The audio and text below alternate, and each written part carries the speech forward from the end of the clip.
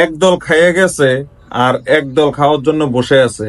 এ কথাটা মিজানুর রহমান আজারি বলাতে অনেকের হাতে ঘা লেগে গেছিল।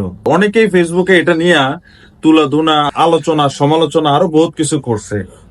তো এই কথাটা নিয়ে আজকে আবার আমি কথা বলার কারণটা কি জানেন? আজকে সকালবেলা ফেসবুকে ঢুকার সাথে সাথে দুইটা তিনটা পোস্ট সামনে আসলো। একটা হচ্ছে কুমিল্লা পপুলার টিভির, আর একটা মানে আরো দুই তিনজন আমার ফ্রেন্ড লিস্টে যারা আছে তারা এই যে ধরেন মাটির কেরিং, মানে এত বছর ধরে চলে আসছিল মাটির ক্যারিং সিজনাল, জনগণের রাস্তা, জনগণকে ভোগান্তি দিয়া এই যে পরিবেশ নষ্ট করে মাটির ক্যারিং একটার পর একটা চলে গেছে রমরমা ব্যবসা।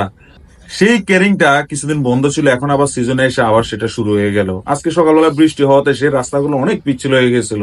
তো কয়েকজনের ফোর্স দেখে যা বুঝলাম যে রাস্তার কন্ডিশন গুলো খুব খারাপ হয়ে যাচ্ছে। যেখানে 5টা গাড়ি চলার কথা সেখানে 10টা, 15টা, 20টা বা 50টা গাড়ি চলতেছে।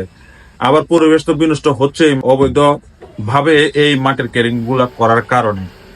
তো এই জনগণকে ভোগান্তি দিয়ে এই ক্যারিং গুলা করে লাভটা কি? আসলে ফায়দাটা কে নিচ্ছে, কারা নিচ্ছে, কেন নিচ্ছে বুঝতেছে না আসলে।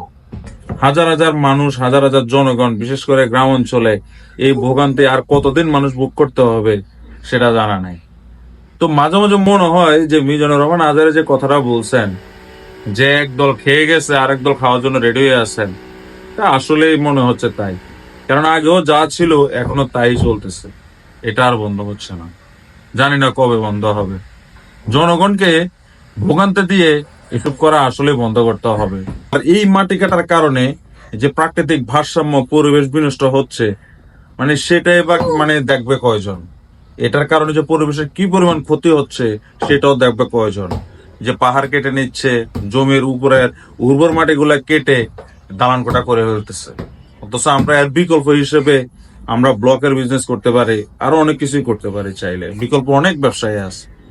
জানি না পরিবেশ জনগণকে ভোগান্তিতে ফেলে পরিবেশ বিনষ্ট করে এই অনিষ্ট আর কতদিন চলবে।